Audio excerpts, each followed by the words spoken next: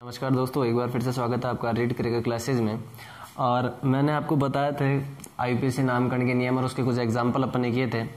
इसके अलावा और कुछ भी मैंने बोला था कि पिक्चर अभी बाकी है, तो उस पिक्चर को कंप्लीट करते हैं जो अपनी बुक में है। वैसे पिक्चर बहुत बड़ी है, जब आगे की क्लासों में जाओगे तब पढ़ोगे आप। तो यहाँ एक नोट की बात करनी है अपन को, जो संकुल यौगिकों में अधिकतर देखा जाता है कि संकुल यौगिकों में यदि के धनायन के रूप में भी अगर संक्रमण धातु है, धनायन के रूप में भी अगर संक्रमण धातु है, तो उसकी भी हमें क्या लिखनी पड़ती है? ऑक्सीकरण अवस्था लिखनी पड़ती है। जैसे देखो अपने पास एग्जाम्पल आता है Fe4 FeCN का होल 6 और इसका होल 23। ऐसे अपने पास एग्जाम्पल आता है।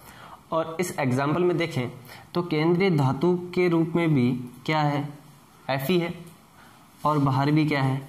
Fe है। जरूरी नहीं है कि दोनों समान हो, जरूरी ये है कि अगर सामान्य धनायन के रूप में, सामान्य मंडल के बाहर धनायन के रूप में अगर संक्रमण धातु है, तो उसके नाम के साथ उसकी ऑक्सीडेशन स्टेट बोले तो ऑक्सीकरणांक लिखना जरूरी है। तो लिखेंगे कैसे? यहाँ देखो, यहाँ पे आया 4, यहाँ पे आया 3, तो अपन इसको अलग अलग कर सकते हैं। इस पे आया होगा, ये 3 कब आया होगा इधर बता देते हैं। Fe3 प्लस FeCN का होल 6 4 माइनस, इसके आवेश को क्रॉस मल्टीप्लाई किया है तभी तो ये आया है। यानी कि इसकी ऑक्सीडेशन स्टेट कितनी आ गई? 3। और इसकी अगर आप निकालोगे तो इसकी आ जाएगी आपके पास 2। बताया था मैंने आपको। तो नाम कैसे लिखेंगे?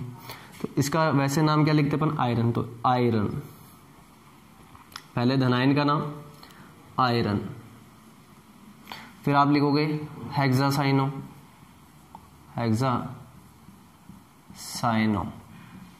अब ये पीछे की ओर आ रहा है सामान्य मंडल, इसका मतलब ऋणायन है।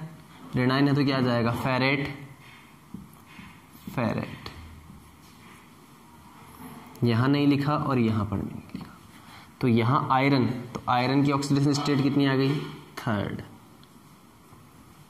और हेक्सासाइनोफेरेट, ये पूरा एक साथ लिखेंगे, सॉरी पूरा एक साथ लिखेंगे, और इसकी ऑक्सीडेशन स्टेट कितनी आ गई? 2nd। ठीक है, समझ में आया? अब देखो यहां पर नियम क्या है? यदि संकुल में सामान्य धनायन के रूप में भी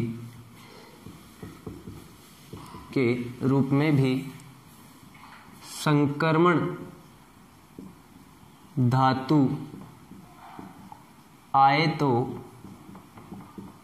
उसके नाम के साथ ऑक्सीडेशन स्टेट लिखी जाती है। दूसरा एग्जाम्पल अपन देखें तो यहाँ पर देखिए, यहाँ देखो मैंने बोला था कि दोनों समान भी हो सकते हैं और दोनों असमान भी हो सकते हैं। यहाँ कोबाल्ट आ रहा है, यहाँ मरकरी आ रहा है, और ये दोनों के दोनों क्या है? संक्रमण धातुएं हैं। क्या है? संक्रमण धातुएं हैं। तो इस संक्रमण धातुओं की बात करेंगे, जब भी इनका नाम लिखेंगे तो ऑक्सीकरण अंक इनके साथ में लिखना है। और मरकरी का ऑक्सीकरण अंक यहाँ अपन जनरली देखा जाए तो कितना आएगा? यहाँ मरकरी का ऑक्सीकरण अंक देखेंगे तो यहाँ पर अपन इसको कैसे तोड़ सकते हैं भाई? या तो 2+ आया हो, जनरली 2+ या 1+ आता है इसका, तो यहाँ पर आ जाएगा कोबाल्ट का COCNS और इसका होल 4 आ गया, तो ये 2- आया होगा, तो 2 से 2 कैंसिल हुआ होगा, और इसका अपने पास क्या आया है? संकुल यौगिक आया है। तो कि सर 1+ नहीं हो सकता क्या? तो यहाँ पर भी 1 आया होगा, तो देखते इसको बैलेंस कर रहा है नहीं कर रहा है। तो इसकी जो ऑक्सीडेशन स्टेट होती है अधिकतर या तो 2nd होती है या फिर 3rd होती है, या तो 2nd होती है या थर्ड होती है, और इसकी जो ऑक्सीडेशन स्टेट होती है या तो फर्स्ट होती है या सेकंड होती है। देखते हैं, हिंट के रूप में आपको बता दूं, यहाँ पर ही एक हिंट ले लेते हैं अपन। इस हिंट का ध्यान रखना आप। Ni, Pt और Pd, निकल है, प्लेटिनम है, पैलेडियम है, तो इनकी जो ऑक्सीडेशन स्टेट होती है या तो होती है सेकंड या होती है फोर्थ, या तो होती है सेकंड या होती है फोर्थ। इसके अलावा जो Hg है, मरकरी है, कॉपर है और चांदी है, इनकी जो ऑक्सीडेशन स्टेट होती है या तो होती है फर्स्ट या होती है सेकंड। और जो Zn है, जिंक, इसकी ऑक्सीडेशन स्टेट हमेशा क्या होती है? सेकंड ही होती है। तो यहाँ पर अपन बात करें तो यहाँ की अगर इसको तोड़ेंगे तो Hg पे या तो आएगा +1, ये आएगा, तो इसको बैलेंस करके देख लेंगे अभी। CnS का होल 4 +1 लिया, तो यहाँ पर इसको थर्ड ले, क्या ले, इसको थर्ड ले, तो -1 हो जाएगा, हो गया। तो इसकी ऑक्सीडेशन स्टेट सीधी से कितनी आ गई? थर्ड आ गई। क्या आ गई? थर्ड। तो इसका भी लिख लो, कोबाल्ट और जो क्रोमियम है, कोबाल्ट और जो क्रोमियम है, इनकी ऑक्सीडेशन स्टेट आती है सेकंड या थर्ड, या तो सेकंड या थर्ड। तो यहाँ पर थर्ड लिए अपन ने, थर्ड लेते -1 आ गया, यहाँ आ गया +1। अगर अपन सेकंड लेते हैं, अगर अपन सेकंड लेते हैं, यानी यहाँ सेकंड ले, तो यहाँ पे आएगा -2, तो यहाँ पर भी क्या आएगा? 2 आएगा, तो दोनों की 2 हो जाएगी। तो यहाँ अपन इसको नाम लिखते हैं इसका, तो इसका नाम क्या हो जाएगा अपने पास? Mercury, mercury first. फिर टेट्रा, क्या है ये? टेट्रा थायोसाइनो, 4 बार आ रहा है इसलिए टेट्रा थायोसाइनो, पूरा एक साथ आएगा, थायोसाइनो। कोबाल्टेट, क्योंकि ऋणायन है, कोबाल्टेट, और इसकी ऑक्सीडेशन स्टेट कितनी आ जाएगी अपने पास? थर्ड। ये हो जाएगा इसका नाम, ठीक है। नेक्स्ट चलते हैं अगले एग्जाम्पल की तरफ। इस हिंट का ध्यान रखना, ये हिंट बहुत ज़्यादा काम में आएंगे तुम्हारे। अगर समन्वय मंडल के बाहर धनायन के रूप में संक्रमण धातु आती है तो उसका भी हमें क्या लिखना पड़ता है? ऑक्सीकरण अंक लिखना पड़ता है। अगर नहीं लिखा तो गलत हो जाएगा। नेक्स्ट बात करते हैं अपन अगले एग्जाम्पल की, जैसे Pt आ गया, NH3 आ गया, NH3 का उल्टा है Cl2, PtCl4। अब ये समन्वय मंडल एक धनायन और एक ऋणायन, पहले धनायन आ गया और फिर ऋणायन आएगा। अब इनको तोड़े भी तो कैसे तोड़ेंगे तो हो सकता है कि इस पे -2 आ जाए, इस पे +2 आ जाए और इस पे -2 आ जाए, हो सकता है कि इस पे +1 आ जाए और इस पे -1 आ जाए। तो वो तो चेक कर लेते हैं। हमें पता है कि Pt का क्या हो सकता है, Pt की ऑक्सीडेशन स्टेट हो सकती है या तो सेकंड या फोर्थ। सेकंड लेके देखते हैं, सेकंड लेके देखें तो 2 0 और ये -2, उदासीन, पॉसिबल ही नहीं है। 2 तो किसी भी कंडीशन में नहीं हो सकती। अगर 2 यहाँ हुई तो इस पूरे पे उदासीन हो, ये पूरा क्या हो जाएगा? उदासीन हो जाएगा। और उदासीन हो गया तो ये ऋणायन के साथ कैसे जुड़ा? पॉसिबल नहीं है ना। तो इसीलिए यहाँ पर Pt की क्या हो जाएगी? ऑक्सीडेशन स्टेट 4 0 -2, इस पूरे पे चार्ज क्या आ गया? 2+। फिर यहाँ देखें तो यहाँ पर आ गया अपने पास -2 आएगा। क्या आएगा? -2 कैसे आया ये भी देख ले। Pt सेकंड या फोर्थ, अगर 4 हुई तो +4 -4 उदासीन हो गया, किसी की ज़रूरत ही नहीं है। इसीलिए यहाँ पर इसकी कितनी है? सेकंड और इसके आ गया -4 प्लस के 2 -4 क्या आ गया -2। यानी यहाँ पे जो Pt है, यहाँ पर जो Pt है उसकी ऑक्सीडेशन स्टेट कितनी है +4, और यहाँ पे जो Pt है उसकी ऑक्सीडेशन स्टेट कितनी है +2 है।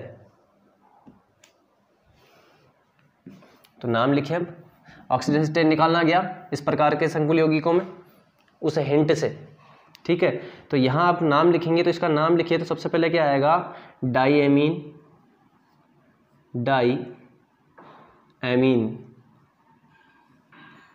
डाईक्लोरो,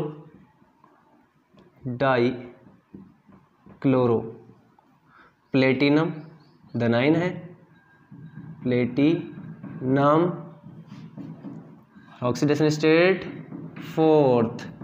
फिर देखो यहाँ धनाइन का नाम हो गया, धनाइन और एनाइन के नाम के बीच में थोड़ा सा गैप, तो यहाँ आ जाएगा टेट्राक्लोरो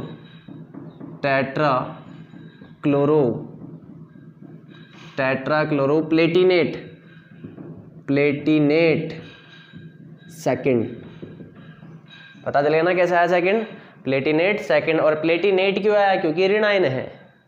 क्या है यहाँ पर, ऋणायन समन्वय मंडल है, और ऋणायन समन्वय मंडल की केंद्रीय धातु आयन के नाम के अंत में कौन सा अनुलग्न जोड़ देते हैं, 8 अनुलग्न जोड़ देते हैं। तो ऐसे कुछ एग्जाम्पल आपको मैं डिस्क्रिप्शन बॉक्स में PDF बना के भेज दूंगा, और उन्हें आप सॉल्व करना, तो ठीक है।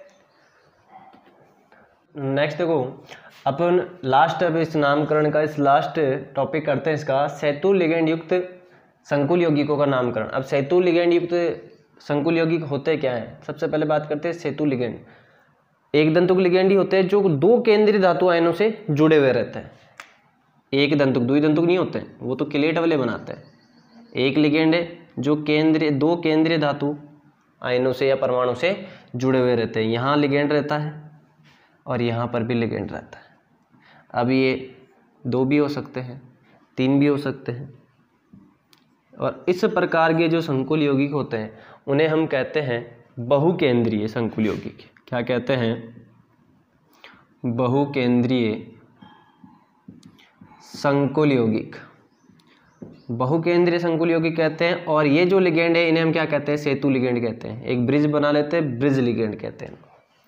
इनमें क्या होता है, सबसे पहले इनका नामकरण देते हैं, तो सबसे पहले इसका नाम, इस लिगेंड का नाम, उसके बाद में इसका नाम, इस केंद्रीय धातु आयन का नाम और ऑक्सीकरण अवस्था उसके साथ में, फिर इन लिगेंडों का नाम अल्फ़ाबेटिकली अंग्रेजी वर्णमाला के अनुसार, फिर इस लिगेंड का नाम, और उसके बाद में इस केंद्रीय धातु का नाम और उसकी ऑक्सीकरण अवस्था। अपनी बुक में एक ही एग्जाम्पल है, उसी को करते हैं, और जनरली एग्ज़ाम में बहुत कम पूछा जाता है।